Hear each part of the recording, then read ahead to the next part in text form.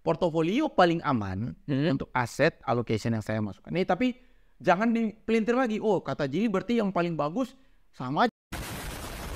Kami adalah Bitcoin Goceng. Kami melakukan pembelian Bitcoin dengan nominal sangat kecil, yaitu 5.000 setiap hari. ya kecil sekali, hanya 5.000. Terkesan sangat hampir tidak berguna. Yep. Begitu.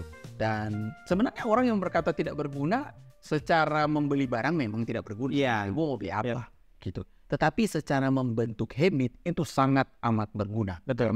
Karena jika kalian setir dengan kecil, pasti akan diselesaikan hal-hal yang besar. Iya. Garis bawahi ya pasti akan dipercayakan hal-hal yang besar. Ya buat orang yang pertama kali datang dan akan bingung kita nggak apa. Seperti itulah. Gitu. Nah, kalian yang datang ke sini dan langsung menilai, oh kenapa hanya kecil ini, kalian kami bodoh apa segala macam, kami nggak peduli dengan kata-kata kalian karena kami yakin bahwa kalian suka skip akan hal kecil. Yep. Nah, hal kecil yang boleh dikata tidak berguna. Yeah. Seperti menurut kalian menonton kami tidak berguna, nah cobalah belajar diri melihat hal yang tidak berguna seperti yang kami sharingkan menurut Anda tidak berguna. Semoga Iya. Gitu. Karena semoga apabila Anda setia akan hal itu, pasti kalian akan dipercayakan Hal-hal yang besar. Nah, investasi itu sebenarnya tidak perlu menunggu kayak tunggu 10 juta baru bisa investasi.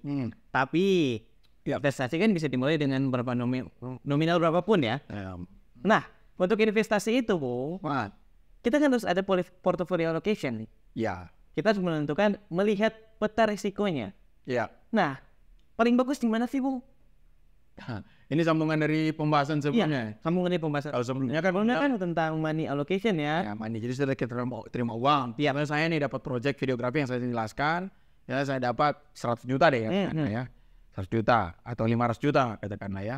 Habis itu saya alokasikan nih. Iya. Alokasikan. Itu money management allocation. Yep. Saya sudah sindir sedikit tentang portfolio allocation setelah dialokasikan. Iya. Nah, sekarang pertanyaan apa nih? Tentang portfolio allocation. Ya, kemarin kan sudah dibahas bahwa nanti dibahas 50% baru dibagi lagi. Mungkin lebih ke dalamnya lagi, Bu. Misalnya nih kita investasi, kita mau lebih bagus di mana nih? Misalnya forex atau kripto atau saham, atau yang paling aman yang kata Bung bilang itu adalah reksadana pendapatan tetap. Oke. Jadi yang mana nih? Iya. Ya, siap. Pertanyaannya sangat bagus. Jadi begini.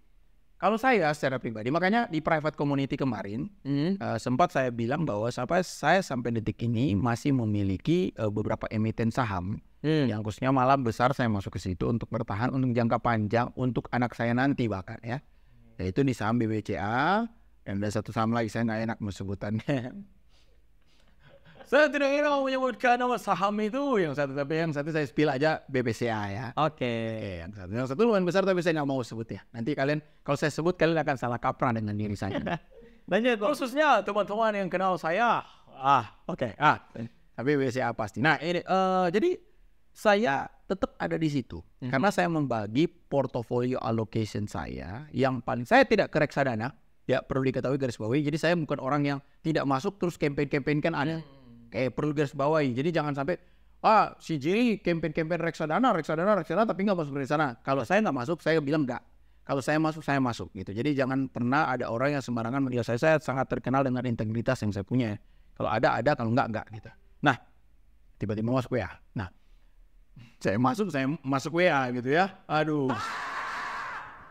Jadi reksadana, contoh reksadana pendapatan tetap. Saya nggak masuk. Reksadana bentuk apapun. Oke. Tidak masuk.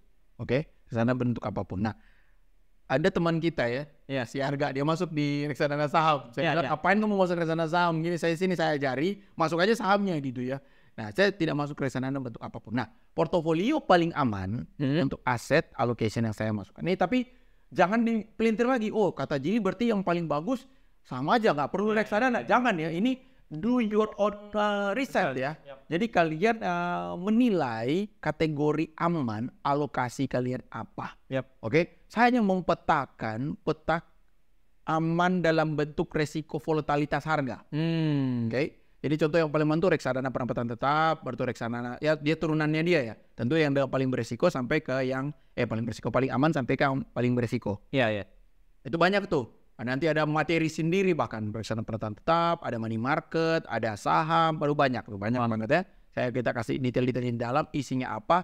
Jadi kalau ada orang datang kepada Anda menawarkan, ayo mau masuk reksadana, tanya isinya apa. Contoh ada namanya reksadana campuran, pernah dengar? Belum. Nah, campuran itu isinya ada campuran dari money market, uang, ada campuran dari apa? Jadi isinya dicampur, Raf. Jadi minimal itu kayak dia bikin mini portofolio. Portfolio allocation gitu. Tapi dalam bentuk reksadana. Nah saya nggak bahas reksadana. Jadi reksadana. Terus ada turunan kedua, bukan turunan, level kedua setelah yang reksadana kalau menurut saya. Yang kedua itu namanya saham. Nah kalau saya ke saham itu juga terbagi. Kalau reksadana dari yang paling beresiko adalah yang tadi. Jadi pendapatan tetap turun ke saham yang paling beresiko. Kalau saham itu dibagi juga, ada yang gorengan, ada yang blue chip. Blue chip ini adalah kumpulan saham-saham yang masuk ke dalam indeks. Jadi indeks saya tahu kan, indeks itu gabungan harga saham membentuk satu harga indeks seperti IAS-nya ya. Iya, kalau di Indonesia gitu, kalau di US ada Dow Jones, ada S&P 500, ada Nasdaq, itu indeks. Ya, lanjut. Saham-saham yang termasuk di situ, saham-saham yang ibaratnya grade A, yang kualitas bagus, itu namanya blue chip.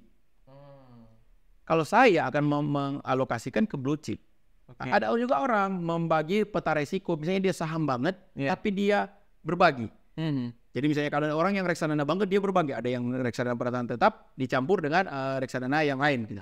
Nah kalau misalnya di saham itu dia bagi juga. Jadi ada yang saham blue chip, ada yang saham yang gorengan. Nah kalau saya hanya blue chip doang. Loh kok ada orang masuk ke gorengan? Nah, karena gorengan atau yang peta resikonya lebih besar, pergerakan yang lebih aktif. Lebih aktif. Saya akan jelaskan kenapa lebih aktif.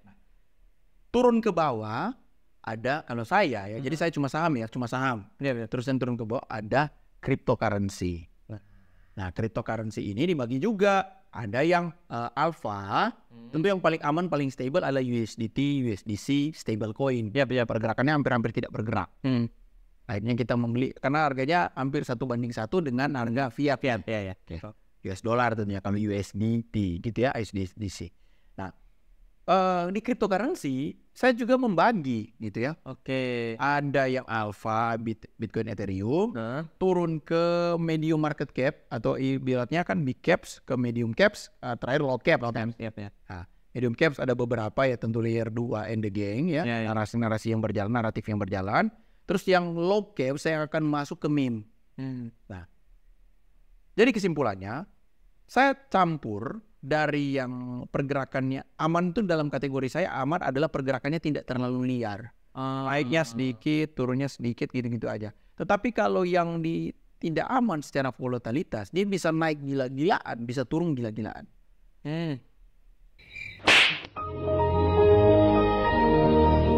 Kalau kita tipe yang sangat konvensional, lebih cocok dialokasikan sebagian besar, bahkan misalnya saya di 100% tadi, kan lo uang 500 juta, berarti 10%-nya 50 juta. Dari 50 juta, 45 juta misalnya, paling besar itu masuk ini yang pergerakannya kecil aja. 5 juta yang diaktif. Ada orang yang membagi setengah-setengah. Ada yang membagi 25. Kalau pernah nonton video Kalimas Sada tentang naratif, dia membagi ada 5 koin. Jadi contoh uang 10 juta, bagi 5 koin kan. 5 koin itu ada 2 dengan market cap yang besar, 3 dengan market cap yang kecil. Itu bagaimana intinya menentukan? Tergantung dari karakteristik Anda. Anda itu tipe yang membagi risiko berapa banyak. Tetapi gambaran risiko seperti ini like-nya untuk Anda pelajari. Karena penting untuk melakukan portfolio allocation. Kalau ditanya kembali lagi, Jill, apakah kamu melakukan diversifikasi kayak tadi alokasi portofolio? Yes. Kalau mau nggak masuk all in di satu titik? No, never. Never. Ya, karena tentunya ya kita kan lebih bagus punya backup plan ya. Sesimpel itu ya jawabannya. Kalau misalnya punya backup, karena sekarang market lagi merah, ada beberapa yang naik, kita aman-aman aja. Kemarin semuanya naik, SRP semuanya turun, SRP naik, saya TPI SRP aman-aman aja. Ondo juga begitu kan kemarin, aman-aman aja. Begitu, karena at least ada yang cover. Nah, yang paling terakhir di paling bawah nih, adalah futures market. Forex, indeks, pokoknya yang berbentuk futures. Atau crypto yang berbentuk futures. Yang ada buy sell-nya, yang ada leverage-nya. Itu taruh yang paling kecil. Kan itu ibaratnya hanya memuaskan jiwa kalau ingin trading ya. Tapi kalau nggak mau, nggak usah. Kalau ditanya saya secara pribadi, saya sudah nggak masuk. Alasannya kenapa? Karena saya sibuk kerja. Kalau dulu waktu saya masih di tahun era 2011, 2010 sampai 2012 lah. Iya. Kan saya mendirikan perusahaan saya 2013 nih. Nah, 2011, 2010, 2012 itu karena banyak hari-harinya lihat market, hanya di rumah lihat chart, nggak bikin apa-apa. Full timer nih. Full time trader. Ya, full time trader. Tentu saya akan masuk ke arena forex, futures market, karena dibutuhkan skill teknikal yang sangat tinggi itu, Bu. Kita harus lihat, pantau pergerakan, taruh indikator, harus konsisten setiap hari entry dan lain sebagainya. Kalau sekarang saya nggak punya waktu. Apakah itu bagus? Bagus bagi orang yang expert. Tetapi kebanyakan orang, sebagian besar orang, bahkan khususnya di kota saya, paling pertama ada orang menawarkan masuk ke situ, jadi yang menawarkan adalah seorang sales yang di training 1-2 minggu, menawarkan kepada pengusaha-pengusaha yang tidak tahu apa-apa. Jadi buta, mengajak orang buta, ya bukan buta banget dia, karena udah di training kan minggu lah. 1-2 minggu lumayan dah. Lumayan dah dia ya, lumayan dia melihat ya. Akhirnya ketemu dengan pengusaha-pengusaha yang coba-coba, iya kan? Ini sama-sama menuntun ya, di dalam jalan yang sama, finalnya itu pasti jatuh. Ya, jadi seperti itu ya. Seperti itu. Nah, itu saya melihat sendiri, masa mereka mau mereka. Kata saya nih, Bu. Aduh, aneh banget. Sebuah saya mau mengajak orang ke jurang gitu ya. Iya. Orang ke jurang gitu ya. Gitu. Jadi intinya seperti itu. Oke. Ya, setidaknya kalian harus simak baik-baik ya, jangan sampai seperti saya all in ke Manta yang lalu ya, bukan yang sekarang. Sebelum ada Bitcoin goceng. Akhirnya karena di all in Manta dan gawat, akhirnya Bitcoin goceng hadir ya. Iya. Karena saya kasihan lihat anak ini, aduh, sampai lihat kamu entry Manta di berapa? Berapa dolar kamu? 2. Oke. Aduh. Tapi sudah cut loss dan akhirnya memiliki hidup yang baru. Oke, sekian untuk konten kali ini. See you in the next video. Bye-bye.